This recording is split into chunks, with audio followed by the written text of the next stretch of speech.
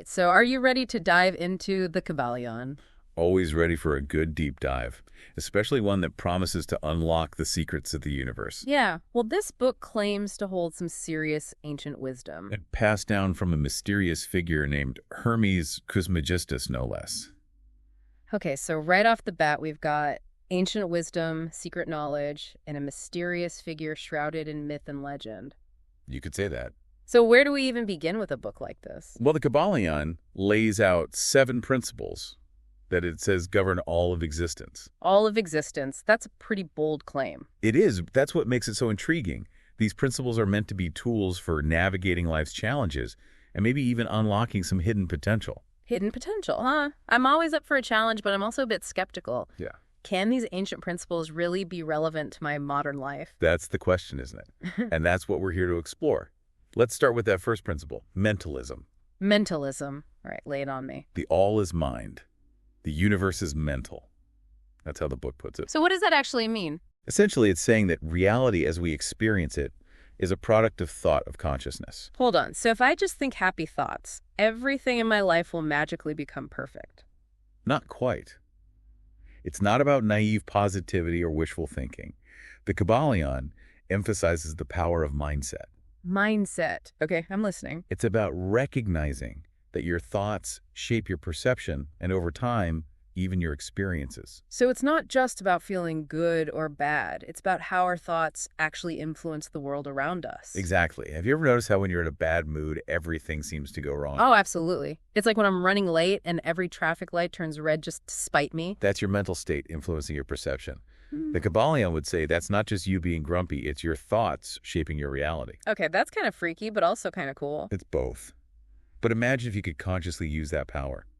To create a reality where all the traffic lights are green. Well, maybe not that specifically, but by becoming more aware of your thoughts, you can start to shift your experiences in a more positive direction. Okay, so it's not about denying negativity, but about recognizing the power our thoughts have and using that awareness to shape our reality. You got it. This is already making my head spin. Just wait, there's more. This idea of mental power connects to the next principle, correspondence. Correspondence. Okay, what's that all about? As above, so below. As below, so above. That's the key phrase. That sounds pretty cryptic. It is, but think about it like this. The structure of an atom with electrons orbiting a nucleus. It's like a mini version of our solar system with planets orbiting the sun. Okay, I see where you're going with this. What's happening on a microcosmic level reflects on a macrocosmic level and vice versa. So the patterns in my life, even something as small as, say, my messy desk, could be reflections of larger cosmic patterns. The Kybalion would say yes. I don't know if that's comforting or terrifying. It's both. But the point is, it encourages you to look for those connections. Are you facing a challenging situation at work? Maybe there's a similar pattern playing out in your personal relationships. So by understanding how a problem manifests on a smaller scale, I could potentially find solutions by looking at how similar problems have been solved on a larger scale. That's the idea. Okay, my mind is officially blown. And we've only just begun. Now, while everything is interconnected through these patterns, each part of that interconnected web is also in constant motion. Hold on, we're already moving on to the next principle. We are. It's called the principle of vibration. Okay, so everything's vibing, but what does that actually mean? I'm not exactly feeling the vibrations around me. Think about it like this. Your physical body is made up of trillions of cells, each constantly in motion, vibrating at a particular frequency. Trillions of cells all vibing at once. And it's not just physical matter. Your thoughts, your emotions, even your intentions, they all have their own unique vibrational frequencies. So you're saying we're all just bundles of energy vibrating at different frequencies? I'm starting to feel a bit less solid than I did a few minutes ago. Exactly. And the differences between things, whether it's a rock, a thought, or an emotion, come down to their different rates of vibration. Different rates of vibration. Okay, I think I'm starting to get it. Have you ever walked into a room and instantly felt the mood even before anyone said a word? Oh, totally. Like when you can just tell that a meeting is going to be tense even before it starts. The Kybalion would say you're picking up on the collective vibration of that room, the combined energy of all the people and their thoughts and emotions. So we're all influencing each other's vibrations just by being in the same space. Precisely. And that brings us to a really interesting point about how these vibrations interact. But we'll have to save that for the next part of our deep dive. These vibrations aren't static. They can influence each other. So you're saying our vibrations can, like, rub off on each other? You could say that. Have you ever noticed how being around certain people can make you feel energized and uplifted, while others seem to drain your energy? Oh, yeah, totally. There are some people I leave feeling like I could conquer the world, and others who leave me reaching for the coffee pot even after 8 hours of sleep. That's the principle of vibration in action. We're all constantly exchanging energy, and those exchanges can either raise or lower our own vibrational frequency. Okay, so it's not just about being mindful of my own thoughts, but also about the energy of the people I surround myself with? Precisely. It begs the question, what if you could consciously choose to surround yourself with people and experiences that align with a higher, more positive vibration? That's a really interesting concept. It's like by being mindful of the energy we expose ourselves to, we can actually influence our own energy and maybe even attract more positive experiences into our lives. Exactly. And this idea of opposing forces influencing each other ties directly into the next principle, the principle of polarity. Polarity. Okay, I'm intrigued. It states that everything is dual. Everything has poles. Everything has its pair of opposites. So we're talking about opposites attracting, but isn't that the opposite of what we just talked about with matching vibrations? It's not about opposites attracting in the romantic sense. The Kybalion is suggesting that opposites are actually two extremes on the same spectrum of energy. Think about light and darkness, hot and cold, love and hate. Okay, I see what you mean. They seem like completely different things, but they're really just variations of the same thing. Exactly. They're not separate entities, but two sides of the same coin. So instead of seeing opposites as totally separate, I should view them as two sides of the same coin. Like fear and courage are both expressions of how we deal with perceived threats, just at different intensities. That's a great way to put it. And the beauty of this principle is that it offers you a way to shift your experience, feeling stuck in a negative emotion like fear.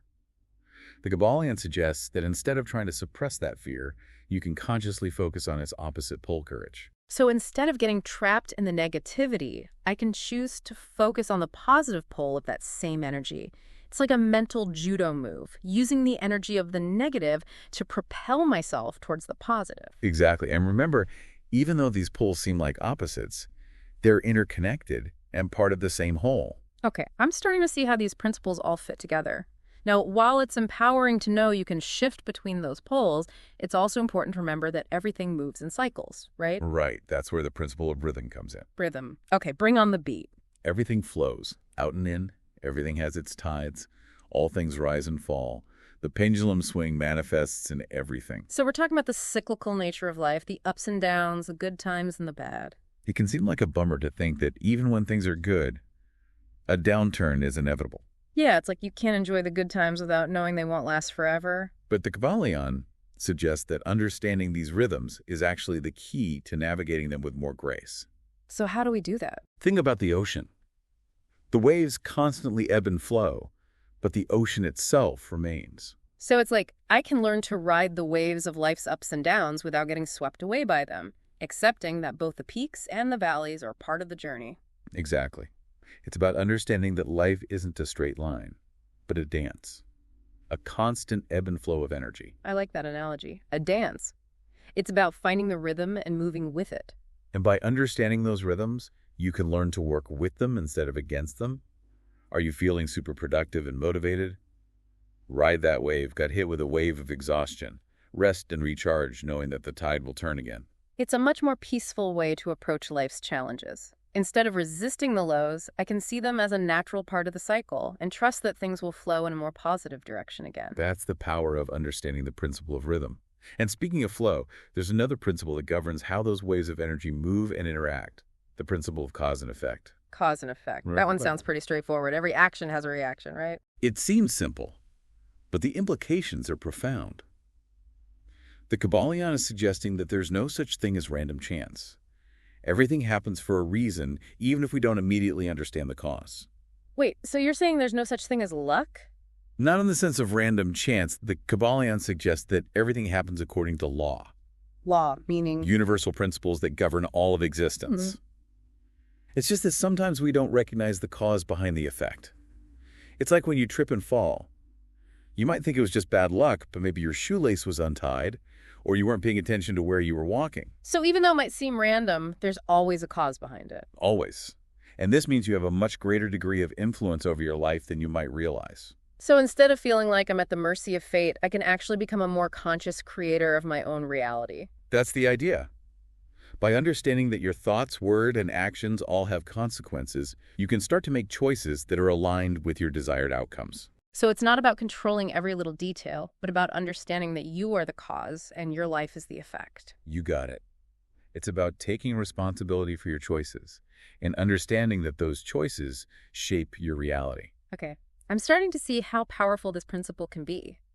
But if we are all just expressions of this universal mind creating our own realities, does that mean we're all just isolated individuals, each in our own little bubble? Not at all. The Kybalion reminds us that every cause has its effect, but those effects often ripple outward, impacting others and the world around us. So our actions have consequences not just for ourselves, but for everyone and everything around us. Exactly. And this brings us to our final principle for today, the principle of gender. Gender. Yeah. Okay. Now things are getting really interesting. Gender, huh? So we're not talking about like men and women here. Not in the traditional sense. Think of it more like yin and yang. It's about the balance of masculine and feminine energies that exist in everything. Okay, so not about gender roles, but about these two fundamental energies. That's right. The Kybalion states, gender is in everything. Everything has its masculine and feminine principles. Gender manifests on all planes.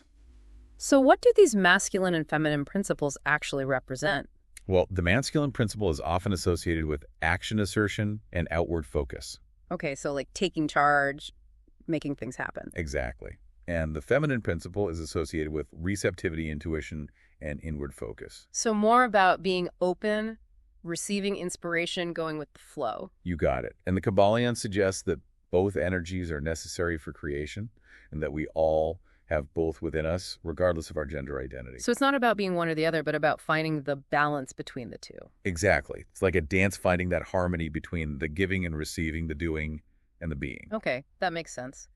But how do we actually apply this principle in our lives? Well, it starts with recognizing which energy we might be overusing or neglecting in ourselves. So like if I'm someone who's always on the go, constantly pushing forward, maybe I need to cultivate a bit more of that feminine receptive energy. That's a great example. Or maybe you tend to get stuck in your head overthinking and hesitant to take action. Then maybe I need to tap into that masculine assertive energy. Exactly. It's about finding that sweet spot, that balance between the two. This whole concept of gender as these two fundamental energies, it's really shifting my perspective. It's a powerful idea, and it connects back to all the other principles we've been discussing. It's like everything we've talked about today is all part of this interconnected web. That's the Kybalion. For you, it's Yes. all about seeing the interconnectedness of everything, the patterns, the vibrations, the polarities, the rhythms, It's a lot to wrap your head around, but it's also incredibly fascinating. and empowering. When you start to understand these principles, you realize you have so much more influence over your life than you might have thought. It's like we're not just passive observers, we're active participants in creating our own reality. Exactly. And that's the ultimate message of the Kybalion. It's an invitation to step into your power, to consciously create the life you want. Wow, this has been an incredible deep dive. I feel like I have a whole new toolkit for navigating life's challenges and creating a more fulfilling reality. That's what we hope for. This book is a treasure trove of wisdom, and I encourage everyone to explore it further. Yes, definitely. If you're intrigued by what you've heard today, pick up a copy of the Kybalion and see what resonates with you. And remember, the journey of self-discovery is ongoing. Keep asking questions, keep exploring, and keep an open mind. Well said. The universe is full of mysteries and wonders waiting to be uncovered. So until next time, happy exploring. And may your journey be filled with wisdom and insight.